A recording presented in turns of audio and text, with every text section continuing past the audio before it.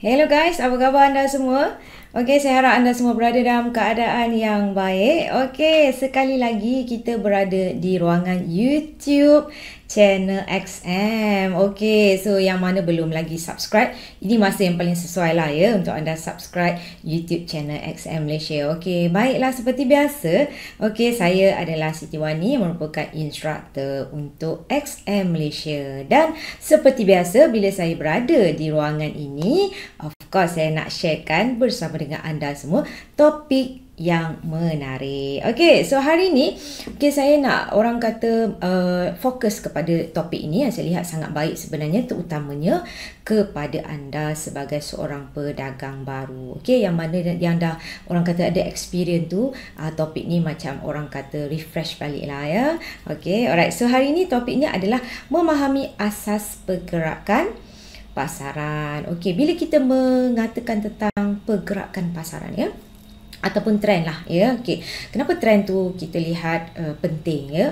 Pada saya, yes ya, kerana kita melakukan dagangan ini sebenarnya fokus kita adalah mencari apa dia? Direction yang terbaik ya, sebab nak menentukan buy ataupun sell.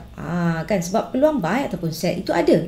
Okey, tapi macam mana kita nak mencari satu peluang dagangan yang terbaik berdasarkan direction tadi ya, dan itulah di mana kita melihatkan tentang pergerakan pasaran ini perlu kita fahami dengan sebaiknya. Okey, alright. So permulaan ini ya, kepada anda yang mana masih lagi baru.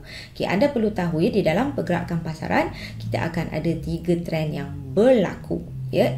Okey, iaitu yang pertama adalah uptrend, yang kedua adalah downtrend, dan yang ketiga adalah sideways. Okay, alright. Ada 3. Okay, so kita pergi yang pertama dulu, iaitu uptrend. Okay, apa itu uptrend? Okay, bila kita dengar pun uptrend ya. Okay, maksudnya adalah kecenderungan pergerakan harga, okay, membuat kenaikan. So di situ kena faham ya. Maknanya adalah dia lebih cenderung nak buat kenaikan. Ya, kalau you tengok pun pergerakannya di carta anda ataupun di chart anda, yang anda akan melihat ya, di mana pergerakan bullish candle menguasai pasaran. Kita boleh nampak pergerakan harga menaik. Okey, so di sini sebenarnya anda perlu faham ya, apa peluang yang terbaik. Kan kita dah nampak dekat chart kita ni pergerakan bullish candle, momentumnya sangat kuat ya. Okey, ini menandakan di mana potensi buy lebih baik. Dan dalam masa sama, apa konsep yang kita boleh faham adalah ketika itu buyer sedang menguasai pasaran. Jadi sebagai seorang retail trader, anda boleh memfokuskan semasa uptrend ini berlaku adalah kepada potensi buy. Okey, alright. Itu cara dia. So yang berikutnya adalah downtrend. Okey, downtrend, maksud yang pertama anda harus faham adalah kecenderungan harga membuat penurunan. Dalam situasi ini, dia kontra dengan yang tadi. Kontra dengan uptrend. Kalau downtrend ni anda boleh lihat sebagai contoh di carta anda, di mana momentum bearish candle menguasai pasaran. Maknanya pergerakan harga menurun. Dan secara tidak langsung kita memahami di mana kekuatan seller di situ. Sekiranya downtrend berlaku, apa yang terbaik kepada anda sebagai seorang retail trader adalah memfokuskan mencari kepada potensi sell. Nampak di situ? Maknanya anda perlu menentukan satu direction yang terbaik semasa downtrend sedang berlaku adalah mencari potensi sell. So yang ketiga, yang berikutnya adalah sideways. Apa makna sideways? Sideways adalah kefahaman tentang pergerakan harga bergerak dalam keadaan mendatar. Apa makna mendatar? Kan, mendatar ni macam mana? Kalau suara kita mendatar satu tone saja alright, itu tentang suara ya. Kalau mendatar ni dalam pasaran ya, ataupun pergerakan di carta anda pun di chart anda, anda boleh lihat di mana harga naik dan turun tu dalam range yang sama. Mula-mula dia buat kekuatan untuk buat kenaikan, kemudian dia buat penurunan, kemudian dia buat kenaikan balik. Kan, itu yang berlaku kekeliruan ataupun kita confuse nak masuk buy ke nak masuk sell. Kenapa saya masuk buy jadi sell?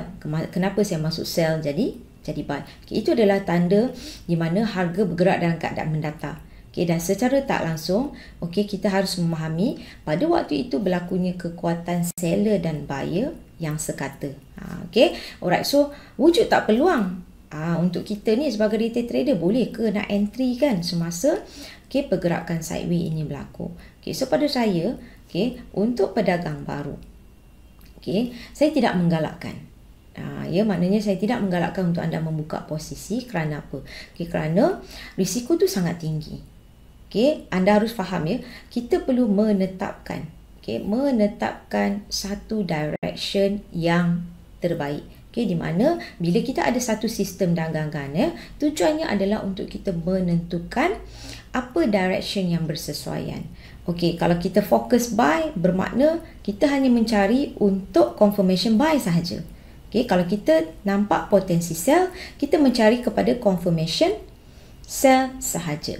Alright, so ini adalah kepentingan yang pada saya, saya lihat untuk anda memahami tentang pergerakan trend. Tujuannya adalah untuk anda mencari apa direction yang terbaik. Bila kita dapat mengenal pasti direction yang terbaik, ini adalah di mana kebaikan kepada kita untuk bila kita buat analisa, kita dapat menentukan apa potensi yang terbaik. Bila kita entry position buy sebagai contoh, bermakna peluang untuk kita dapat keuntungan itu adalah dianggarkan sekitar 70%.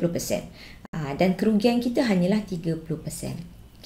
Alright, so itu adalah asas. Dan kalau nak belajar dengan lebih lanjut, bila, kat mana? Of course, anda boleh ikut sesi bersama dengan saya, Siti Wani, eksklusif hanya di Ruang Lanjutan Melayu XM. Alright, so insyaAllah kita bertemu lagi pada masa akan datang. So jaga diri anda. Dan kita jumpa lagi pada masa akan datang. Bye-bye.